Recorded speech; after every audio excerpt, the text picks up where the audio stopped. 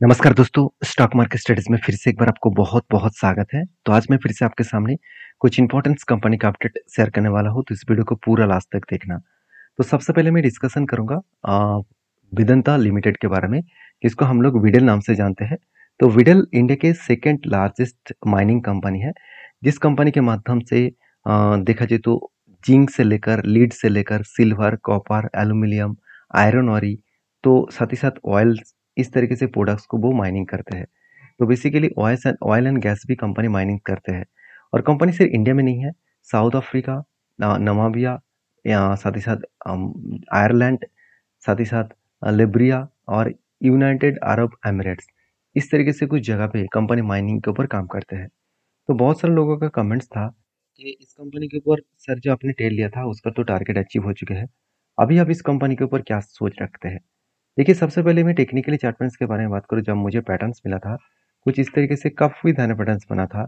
उसके बाद जब ब्रेकआउट हुआ, शानदार तरीके से टारगेट को अचीव किया। टारगेट अचीव होने के बाद देखिए कंपनी लगातार भागे ही चले जा रहे थे और मैंने आपको ये भी बताया कि टारगेट अचीव होने के बाद कंपनी के जो हाई लेवल जाने का चांसेस है 440 रुपीज, जो लेवल निकल कर है कुछ इस जगह पे। क्यों? क्योंकि ये लेवल कंपनी की लाइफ टाइम हाई था। देखिए, पहले कंपनी लाइफ टाइम हाई किए थे और वो भी एक स्ट्रांगली मतलब जर्नी करने के बाद, स्ट्रांगली जानने के बाद इस जगह पे हाई किया। उसके बाद बिग क्रैश हुआ था।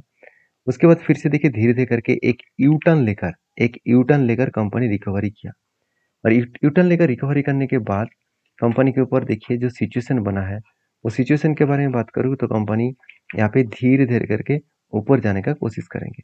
अगर यहाँ से ऊपर गए तो कहाँ तक जा सकते हैं, उसका कोई भी अभी क्लियर विजन देखने को नहीं मिला है। हाँ, क्या इस कंपनी के ऊपर मैं कोई ट्रेड लेने वाला हूँ? ऑब्वियसली एक ट्रेड लेने वाला हूँ। अगर इस पैटर्न कंप्लीट हुआ तो पैटर्न का मतलब है यहाँ पे एक कप बनने जा रहा है और कप कोई छोटा मोटा कप नहीं है। अगर इसका लो तक देखो तो एक बड़ा सा कप बनेगा और इसका टोटल रेंज को अगर मार्किंग करूँ तो वो रेंज मार्किंग करके निकल कर आ रहा है 37%। इसको अगर ऊपर बैठा तो करीबन निकल कर आ रहा है रेंज जो है वो 27%।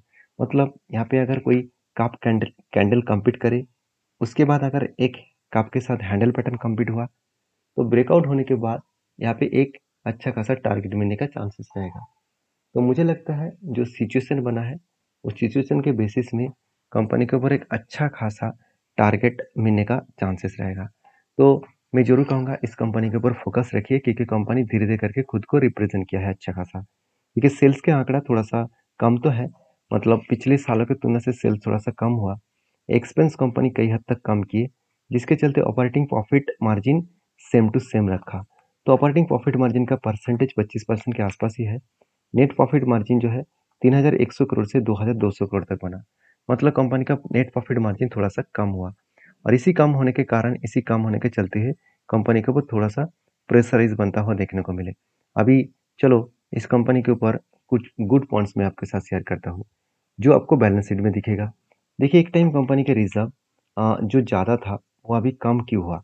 बहुत सारे लोगों का यही पे क्वेश्चन है कि रिज़र्व तो इतना ज़्यादा था, कम क्यों हुआ? क्योंकि उसके पीछे रीज़न आप मेरे एक डिटेल्स वीडियो इस कंपनी के ऊपर देखना, वहाँ पे आपको पता चल जाएगा कि वेदांता ने किस तरीके से अ, एक एक ट्रिक्स यूज़ किया, जिस ट्रिक्स के माध्यम से मतलब अच्छा खासा वो फ़ायदा कमाया और वो भी डिविडेंड के माध्यम से। क्योंकि इस कंपनी का जो डिविडेंड पे आउट है, अगर वो देखेंगे, चलो एक बार मैं यहाँ पे डिविडेंड पे आउट आपको दिखाई देता हूँ और भी आपको क्लियर हो जाएगा।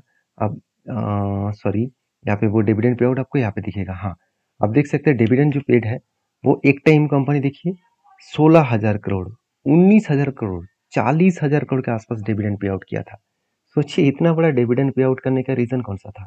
क्योंकि कंपनी के पास ही सबसे ज़्यादा होल्डिंग्स है और डिविडेंड उसी को मिलेगा और उस डिविडेंड के पैसे से कंपनी अच्छा खासा खुद को ग्रोथ कर पाएँगे।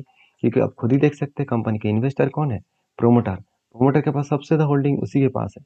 69% के आसपास होल्डिंग था। आज थोड़ा-सा माल बेचा गया, मगर पहले बहुत ज़्यादा होल्डिंग्स था और इंस्टीट्यूशन के पास उतना ज़्यादा होल्डिंग नहीं है।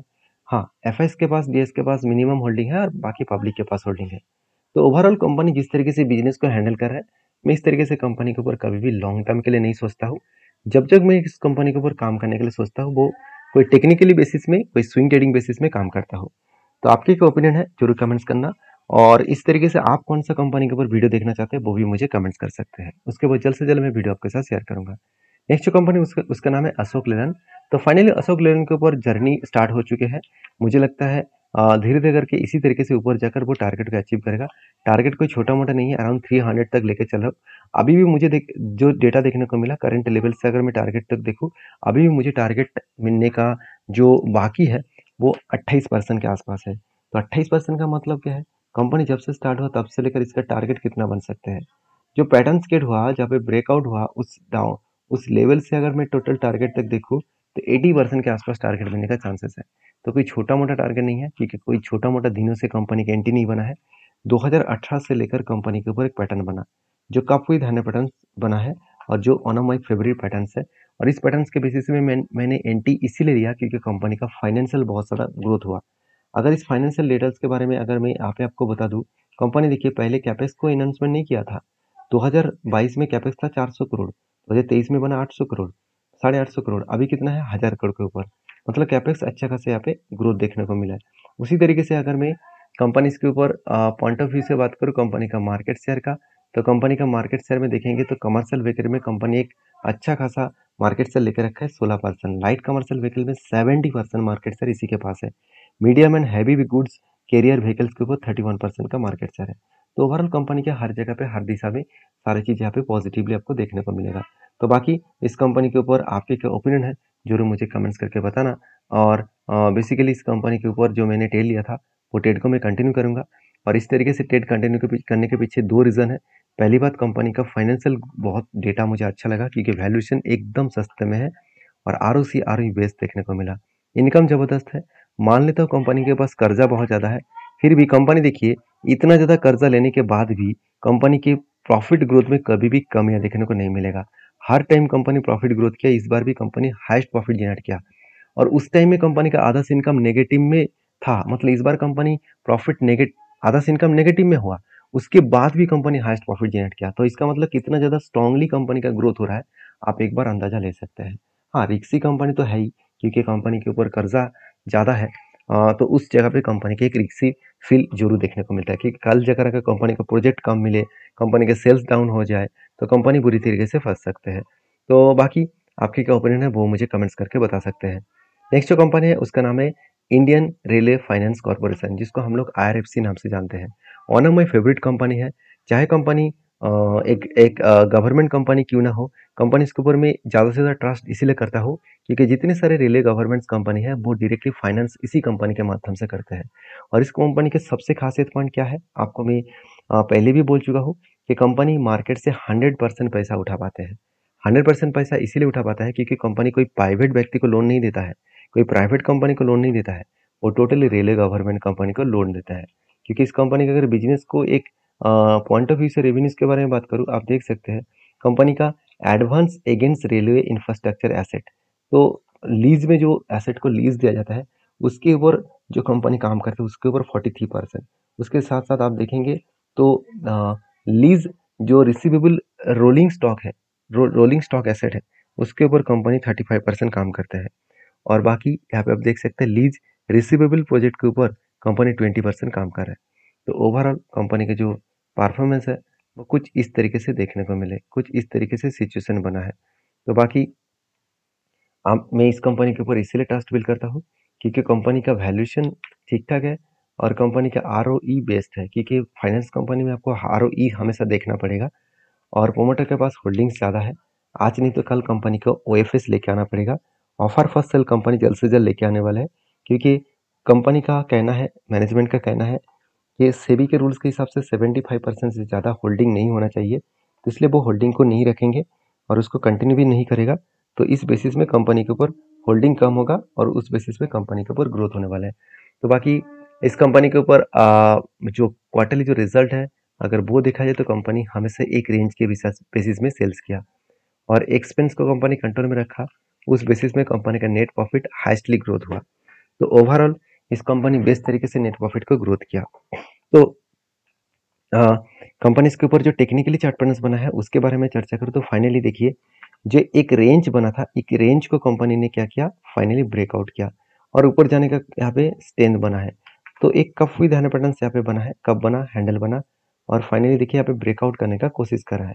तो अगर ब्रेकआउट करे तो एक अच्छा खासा यहाँ पे जर्नी हो सकता है क्योंकि यहाँ पे जो पैटर्न्स बनने जा रहे हैं उस पैटर्न्स के बेसिस में कंपनी के ऊपर यहाँ पे कप बना और उसके बाद यहाँ पे क्या बनने जा रहा है, हैंडल बनने जा रहा है। तो कप के बाद 2 बार हैंडल बनने के बाद अगर ब्रेकआउट हुआ तो एक बेस्ट तरीके से एंटी यहाँ पे बन सकते हैं और अच्छा खासा एक टारगेट बनने का चांसेस है, जो टारगेट निकल कर आ रहा है करीबन 38%। तो मेरे व्यू के हिसाब से जल्द इसका ब्रेकआउट आने वाला है। तो इसीलिए शायद कंपनी ने गुड डिसीजन भी लिया RFC to issue 10 year bonds, और वो भी बैंकर्स से, मतलब जितने सारे बैंकर्स है वो बता रहा है कि आरएफसी 10 साल के लिए बॉन्ड्स इशू करने जा रहा है। तो देखिए, बॉन्ड्स गवर्नमेंट कंपनी अगर इशू करे तो उसका बॉन्ड्स बहुत अच्छी तरीके से सब्सक्राइब भी होता है, क्योंकि लोग चाहते हैं गवर्नमेंट जो बॉन्ड्स है उसको हमेशा खरीदारी करके रखा जाए। देखिए, इन्वेस्टमेंट का एक पावर होते हैं बॉन्ड्स, क्योंकि अगर खराब टाइम में कुछ भी हो, मार्केट आपको बॉन्ड के हिसाब से जो आपको रिटर्न देने का जो अनाउंसमेंट कर देते हैं, वही रिटर्न आपको उसको देना ही पड़ता है। तो बाकी इस कंपनी के आपके क्या ओपिनियन है, जरूर मुझे कमेंट्स करना। नेक्स्ट जो कंपनी है उसके बारे में बात करूँ, उसका नाम है हिंदुस्तान पेट्रोलियम कॉर्पोरेशन लिमिटेड। तो हिंदुस्तान पेट्रोलियम कॉर्पोरेशन लिमिटेड के ऊपर बात करूँ तो कंपनी का बोनस का डेट फाइनली आज के दिन आपको बोनस मिल चुका है। कितने सारे दोस्तों का बोनस मिला जरूर कमेंट्स करना, क्योंकि 2:1 का मतलब 1:2 का मतलब हर 2 के बदले 1 शेयर कंपनी आपको बोनस देने जा रहा है। तो अच्छा खासा एक बोनस अनाउंसमेंट कंपनी कर चुके हैं। तो वीडियो में जानकारी अगर अच्छा मिला तो प्लीज़ लाइक करना, और ये टोटल वीडियो एजुकेशन पर्पस में था, कोई भी मेरे तरफ से बाय एंड सेल का रिकमेंडेशन नहीं है। अगर काम करना है तो एक बार डीपली रिसर्च करके काम करिए। मिलते हैं नेक्स्ट वीडियो में, तब तक के लिए धन्यवाद।